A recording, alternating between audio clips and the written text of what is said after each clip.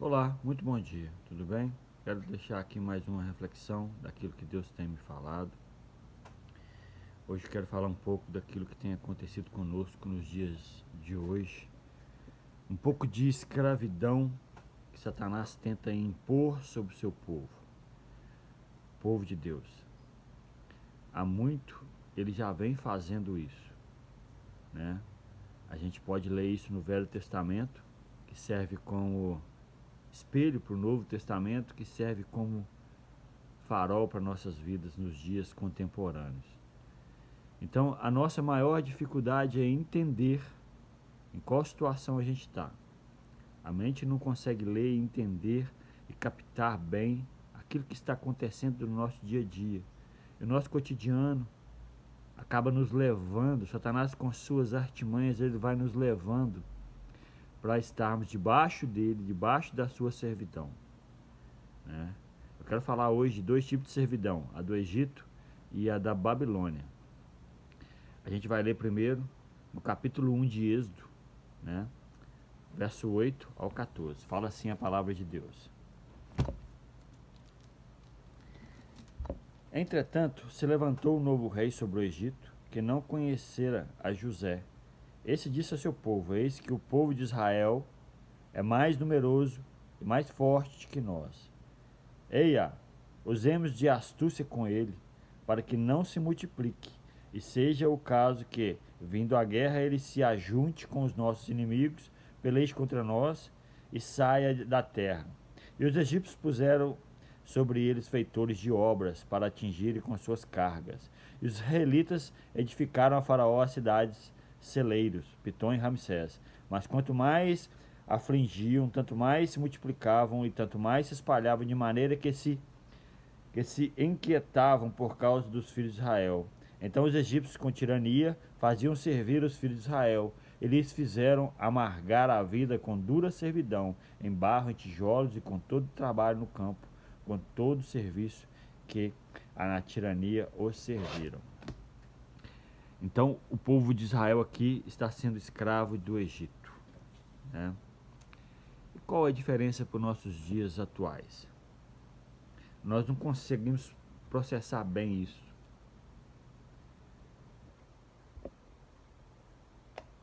Eles aumentam a carga dos egípcios, dos judeus. Quando eles veem, eles estão prosperando, eles aumentam a carga. Vê se não acontece isso no dia a dia. Vê se você já ouviu isso. No caso do pai, como figura de sacerdócio na casa, mantenedor da casa. Vê se você já ouviu isso. Eu trabalho para que não falte nada para vocês.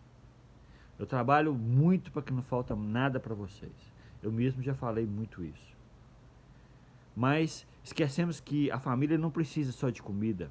A família não precisa só de mantimentos. A família não precisa somente de ter uma boa casa. Ela precisa de uma boa conversa. Ela precisa de amor. Falta amor para os filhos.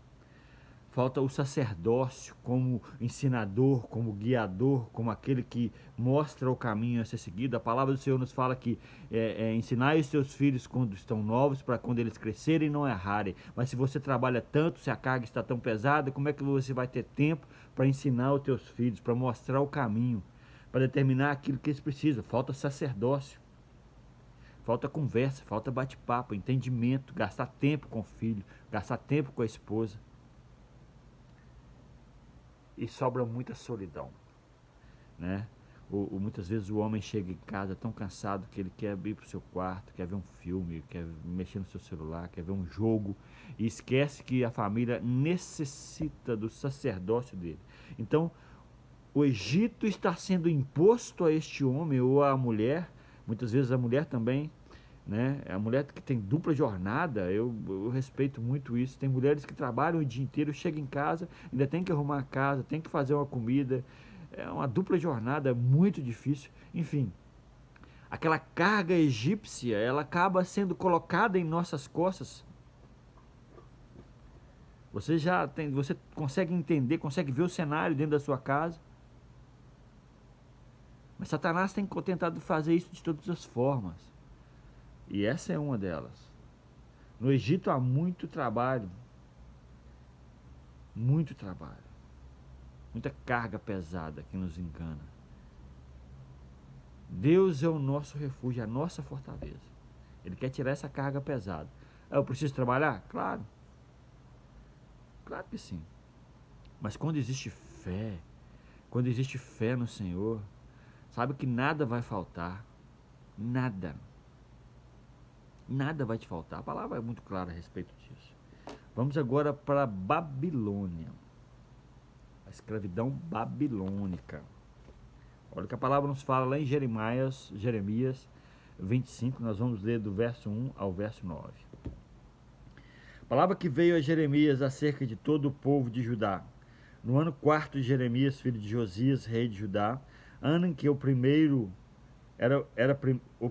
de Nabucodonosor, rei da Babilônia, a qual anunciou Jeremias o profeta e todo o povo de Judá e todos os habitantes de Jerusalém, dizendo: durante 23 anos, desde o 13º de Josias, filho de Amon, rei de Judá, até hoje, tem vindo a mim a palavra do Senhor, e começando de madrugada eu vou-la tenho anunciado, mas não nos escutastes. Também, começando de madrugada, nos enviou o Senhor todos os seus servos, os profetas, mas não vos escutastes, nem inclinaste os ouvidos para ouvir. Quando diziam: convertei-vos agora, cada um do seu mau caminho e da maldade das suas ações, e habitarei na terra que o Senhor vos deu e a vossos pais, desde os tempos antigos para sempre. Não andeis após outros deuses para servirdes e para adorardes, nem me provoqueis a ira com as obras das vossas mãos. Não vos farei mal algum. Todavia, não me destes ouvido, diz o Senhor, mas me provocastes a ira com todas as obras de vossas mãos para o vosso próprio mal. Portanto, assim diz o Senhor dos Exércitos: visto que não escutastes as minhas palavras, eis que mandarei buscar todas as tribos do norte, diz o Senhor, como também Nabucodonosor, rei da Babilônia, meu servo, e os trarei contra esta terra, contra os seus moradores e contra todas as nações em redor, e destruirei totalmente, e os porei por objeto de espanto e de assobio e de ruínas perpétuas. Após ali o Egito, né, no Êxodo, o povo chega a Canaã, se estabelece como nação, Israel, começa a prosperar, né? Porém, é muito claro aqui na palavra que Jeremias fala que o povo começa a se desviar dos caminhos do Senhor, buscando em outros deuses feitos por mãos, né? Deuses que não tinham poder, porque o nosso Deus é o Deus único, só existe poder nele, não há outro Deus com poder. Porém, o povo se desvia, e o que acontece? Deus chama Nabucodonosor e as tribos do norte para que venha e toma posse de Israel. E agora Israel novamente é escravo. Porém, o que acontece? Na Babilônia, nós vamos ver aqui agora que na Babilônia é diferente do Egito. Na Babilônia há bons pratos, há pratos bonitos. Olha o que Daniel fala. Daniel 1, verso 5. Determinou, isso aí, o povo já está escravo, já tinha sido levado cativo para a Babilônia. Determinou-lhes o rei a ração diária, das finas iguarias da mesa real e do vinho que ele bebia, que assim fossem mantidos por 3 anos, ao cabo dos quais assistiram diante do rei. Entre eles se achavam os filhos de Judá, Daniel, Ananias, Misael e Azarias. O chefe dos eunucos lhe pôs os outros nomes, a saber, Daniel, o de Beltesazar, Ananias, o de Sadraque, a Misael, o de Mesaque, e a de Azarias, de Abdenego. Resolveu Daniel firmemente que não contaminasse com as finas iguarias do rei, nem com o vinho que ele bebia. Então pediu o chefe dos eunucos que lhe permitisse não contaminar-se. Não contaminasse com os prazeres da Babilônia, porque a Babilônia tinha uns finos pratos. Nós estamos falando aqui de comida, mas hoje em dia não é diferente. O que a Babilônia te oferece hoje? Ela oferece prazer nas drogas, ela oferece sexo casual, ela oferece sexo sem compromisso, relacionamento sem compromisso, ela oferece tantos bens que te atraem para te satisfazer o seu corpo, satisfazer o seu desejo, que as pessoas acham que é normal. Por quê? Porque é bom, é gostoso, é prazeroso. Ou você acha que comer comida boa é ruim? Aqui nós estamos falando de comida. Mas vamos traduzir isso para os nossos dias. A Babilônia está aí, nos dias de hoje, te oferecendo os pratos. Contaminar-se ou não, é você que vai escolher. A nossa arrogância, os tempos atuais nos levam a ter o nosso umbigo como centro do mundo. Nós queremos ter prazer a qualquer custo. E não abrimos mão daquilo que nos dá prazer. Acabamos sendo os escravos. A Babilônia escravizou o povo de Israel. Porém, alguns não se contaminaram. Daniel, Sadraque, Mesaque e Abednego. Eles não se contaminaram. É tão interessante quando eles estão ali diante da estátua e todos os cidadãos daquela época se curvam diante da estátua para não serem jogados na fornalha. Existe uma cena gravada na novela O Rico e o Lázaro.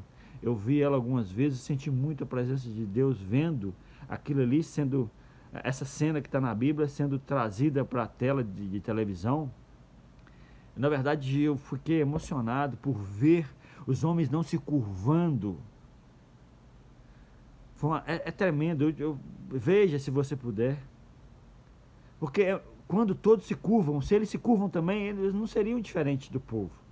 E hoje em dia acontece isso. Se você sai com um amigo, por exemplo, você é jovem, e você está numa balada, e você é cristão, conhece os mandamentos do Senhor, aquilo que determina a palavra de Deus, mas eles estão bebendo e você bebe também para satisfazer os seus amigos.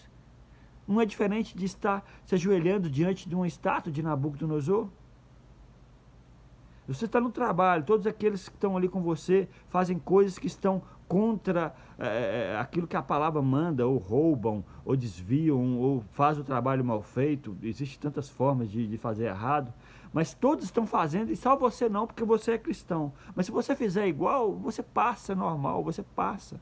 E ninguém vai te ver. Mas se você não fizer aquilo que determina o errado, você vai ser diferente. É o que aconteceu com Daniel. Ele não quis comer a comida, os pratos, as delícias da Babilônia. Ele preferiu ficar numa alimentação dele. Ou seja, ele quis ser diferente. E se você seguir a leitura, você vai ver que Daniel prosperava nessa decisão dele. Ele ficou mais bonito, a sua face, o seu rosto, o seu corpo. Daniel e seus amigos, Sadraque, Mesaque e Abednego. Então, não se contaminar com a Babilônia significa que você não vai ser escravo dela também.